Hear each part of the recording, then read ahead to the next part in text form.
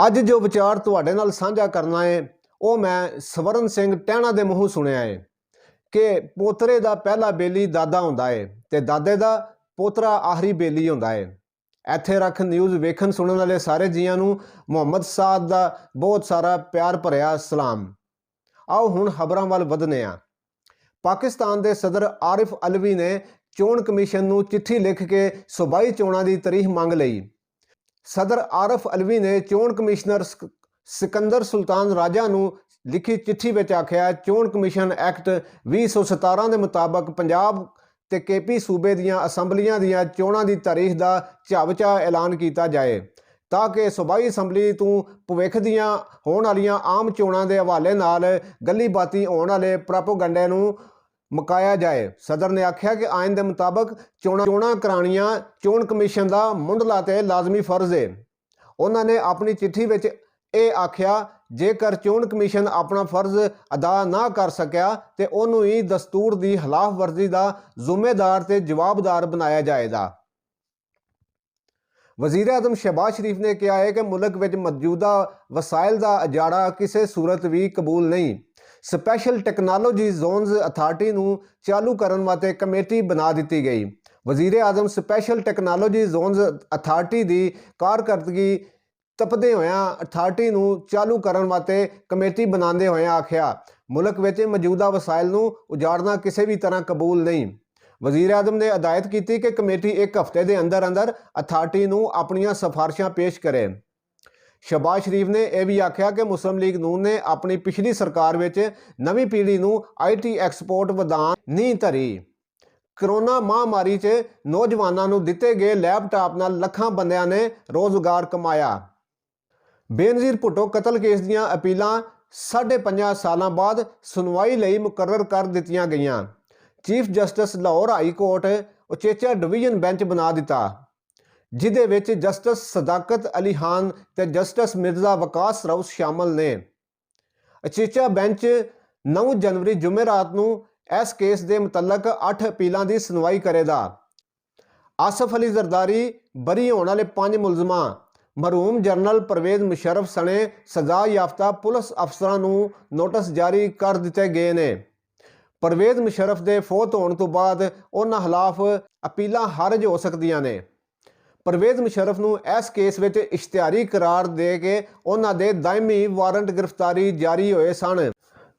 मुकदमे के 3 मुलजम एतजाज शेर जमान ते सनैन बरी ने जिहड़े कि आप पेश होण दे, जबकि एक बरी होने वाला मुलजम अब्दुल रशीद हुण तक भी अडियाला जेल में कैद है ते 5वां मुलजम लापता है।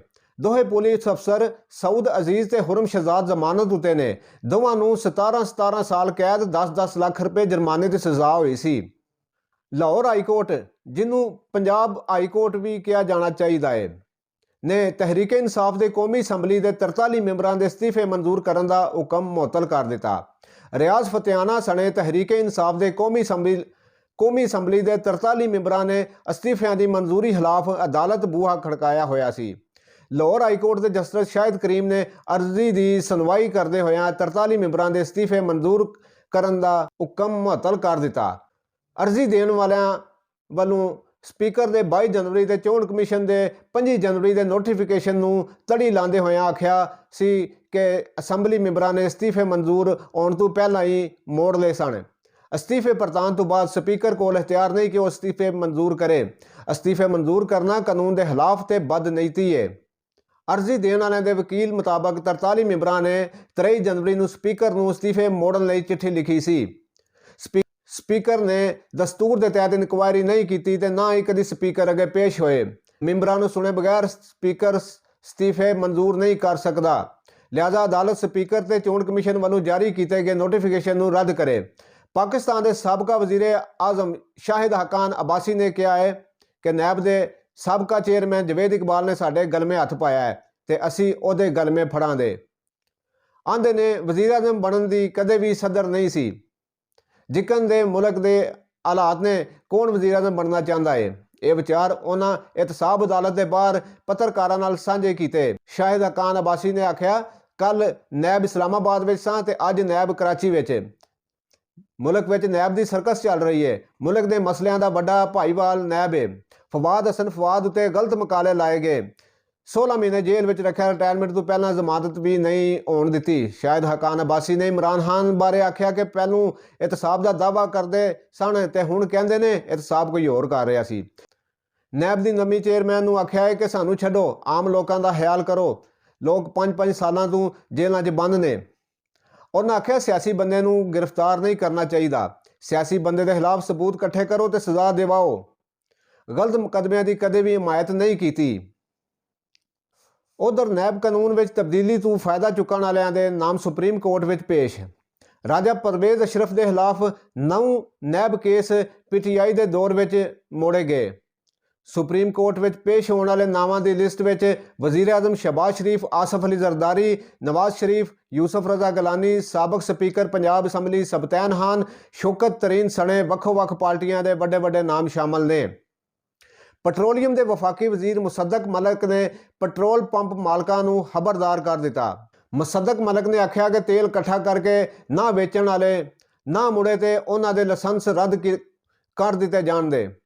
ਇਸਲਾਮਾਬਾਦ ਵਿੱਚ ਪ੍ਰੈਸ ਕਾਨਫਰੰਸ ਕਰਦੇ ਹੋਇਆ ਮੁਸੱਦਕ ਮਲਕ ਨੇ ਕਿਹਾ ਪੈਟਰੋਲੀਅਮ ਕੰਪਨੀਆਂ ਕੋਲ 20 ਦਿਨਾਂ ਦਾ ਪੈਟਰੋਲ ਤੇ 29 ਦਿਨਾਂ ਦਾ ਡੀਜ਼ਲ ਮੌਜੂਦ ਹੈ।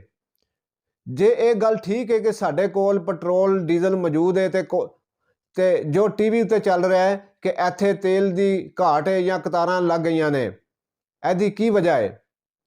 ਤੇ ਵਜ੍ਹਾ ਇਹ ਵੇ ਕਿ ਜ਼ਹੀਰਾਂ ਅੰਦੋਜ਼ੀ ਹੈ।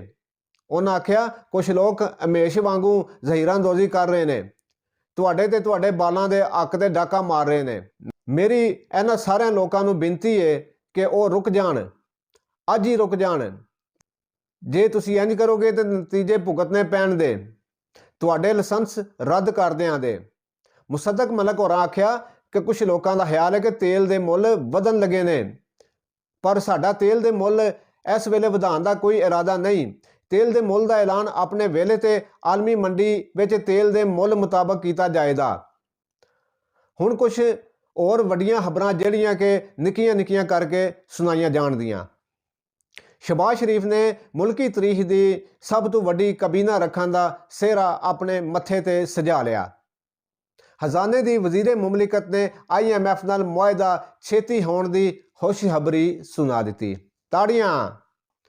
ਤੁਰਕੀ ਵਿੱਚ ਭੁਚਾਲ ਨਾਲ ਮਰਨ ਵਾਲਿਆਂ ਦੀ ਗਿਣਤੀ 12,000 ਤੋਂ ਵੱਧ ਗਈ। ਭਾਰਤੀ ਅਦਾਕਾਰਾ ਰਾਖੀ ਸਾਵੰਤ ਨੇ ਵੱਖ ਹੋਣ ਤੋਂ ਬਾਅਦ ਆਪਣੇ ਖਸਮ ਆਦਲ ਉਤੇ 1.5 ਕਰੋੜ ਰੁਪਏ ਫਰਾਡ ਤੇ ਮਾਰਨ ਕੁੱਟਣ ਦਾ ਮਕਾਲਾ ਲਾ ਦਿੱਤਾ।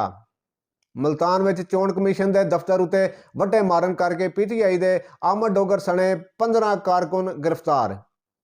ਅਮਰੀਕਾ ਵਿੱਚ ਡਕੈਤੀ ਦੌਰਾਨ ਅੱਗ ਬਚਾਉਣ ਉਤੇ ਗੋਲੀ ਲੱਗਣ ਨਾਲ ਇੱਕ ਪਾਕਿਸਤਾਨੀ ਅਮਰੀਕੀ ਪੁਲਿਸ ਅਫਸਰ ਜਾਨ ਤੋਂ ਜਾਂਦਾ ਰਿਹਾ। ਪੰਜਾਬ ਦੇ IG ਆਂਦੇ ਨੇ ਕਿ ਪੁਲਿਸ ਆਪਰੇਸ਼ਨ ਵਿੱਚ ਰੁੱਝੀ ਹੋਈ ਹੈ। 4-5 ਮਹੀਨਿਆਂ ਤੋਂ ਪਹਿਲਾਂ ਚੋਣਾਂ ਕਰਾਉਣੀਆਂ ਔਖਾ ਕੰਮ ਹੈ। ਭਾਰਤ ਦੀ ਅਤ ਪਸੰਦ ਹਿੰਦੂ ਤਨਜ਼ੀਮ RSS ਦੇ ਪ੍ਰਧਾਨ ਮੋਹਨ ਭਾਗਵਤ ਨੂੰ ਹਿੰਦੂ ਧਰਮ ਵਿੱਚ ਜ਼ਾਤ-ਪਾਤ ਬਾਰੇ ਦਿੱਤੇ ਗਏ ਬਿਆਨ ਉਤੇ ਬਾਹਮਣਾਂ ਵੱਲੋਂ ਡਾਢੀ ਮੁਖਾਲਫਤ ਮੂਹਰੇ ਆ ਗਈ। ਭਾਗਵਤ ਨੇ ਐਤਵਾਰ ਨੂੰ ਮੁੰਬਈ ਵਿੱਚ ਆਖਿਆ ਸੀ ਕਿ ਹਿੰਦੂ ਧਰਮ ਵਿੱਚ ਜ਼ਾਤ ਬਰਾਦਰੀ ਨਹੀਂ, ਰੱਬ ਨੇ ਜ਼ਾਤਾਂ ਨਹੀਂ ਬਣਾਈਆਂ, ਪੰਡਤਾਂ ਨੇ ਬਣਾਈਆਂ ਨੇ, ਜੋ ਕਿ ਗਲਤ ਨੇ। ਉਹਨਾਂ ਆਖਿਆ ਕਿ ਪੰਡਤ ਆਖਦੇ ਨੇ ਮਜ਼ਹਬੀ ਕਿਤਾਬਾਂ ਵਿੱਚ ਇੰਝ ਹੀ ਹੈ, ਇਹ ਝੂਠ ਹੈ। ਹਿੰਦੂ ਮਜ਼ਹਬ ਵਿੱਚ ਮੁਕੱਦਸ ਸਮਝੀ ਜਾਣ ਵਾਲੀ ਜ਼ਾਤ ਬਾਹਮਣ ਇਸ ਗੱਲ ਤੇ ਤੱਪੇ ਹੋਏ ਨੇ। ਸ਼ੇਰ ਰਸ਼ੀਦ ਇੱਕ ਦਿਨ ਵਾਸਤੇ ਮਰੀ ਪੁਲਿਸ ਦੇ ਹਵਾਲੇ। ਇਸਲਾਮਾਬਾਦ ਦੀ ਅਦਾਲਤ ਨੇ ਮਰੀ ਪੁਲਿਸ ਵੱਲੋਂ ਰਾਹਦਾਰੀ ਰਿਮਾਂਡ ਉਤੇ ਰਾਖੀ ਰੱਖਿਆ ਹੋਇਆ ਫੈਸਲਾ ਸੁਣਾ ਕੇ ਸ਼ੇਰ ਰਸ਼ੀਦ ਨੂੰ ਇੱਕ ਦਿਨ ਲਈ ਮਰੀ ਪੁਲਿਸ ਦੇ ਹਵਾਲੇ ਕਰ ਦਿੱਤਾ। ਮਰਦਾਨ ਵਿੱਚ ਪਾਕਿਸਤਾਨ 에ਅਰਫੋਰਸ ਦੇ ਜਹਾਜ਼ ਸਿੱਖਣ ਵਾਲੇ ਜਹਾਜ਼ ਦੀ ਖੇਤਾਂ ਵਿੱਚ ਲੈਂਡਿੰਗ। ਹਾਦਸੇ ਵਿੱਚ ਦੋਵੇਂ ਪਾਇਲਟ ਬਚ ਗਏ ਤੇ ਜਹਾਜ਼ ਫੱਟੜ। ਦੁਨੀਆ ਭਰ ਦੇ ਸਾਇੰਸਦਾਨਾਂ ਆਖਿਆ ਕਿ ਇੰਜ ਦੀ ਹਾਲੀ ਤੱਕ ਕੋਈ ਟੈਕਨੋਲੋਜੀ ਨਹੀਂ ਆਈ ਜਿਹਦੇ ਨਾਲ ਭੁਚਾਲ ਆਉਣ ਦਾ ਪਹਿਲਾਂ ਹੀ ਪਤਾ ਲੱਗ ਜਾਏ। ਮੈਂ ਉਮੀਦ ਕਰਨਾ ਕਿ ਤੁਹਾਨੂੰ ਇਹ ਪੰਜਾਬੀ ਖਬਰਾਂ ਪਸੰਦ ਆਈਆਂ ਹੋਣਗੀਆਂ। ਆਪਣੀ ਰਾਏ ਦਾ ਜ਼ਰੂਰ ਇਜ਼ਹਾਰ ਕਰਿਓ। ਅੱਲਾ ਸੋਹਣੇ ਦੇ ਵਾਲੇ।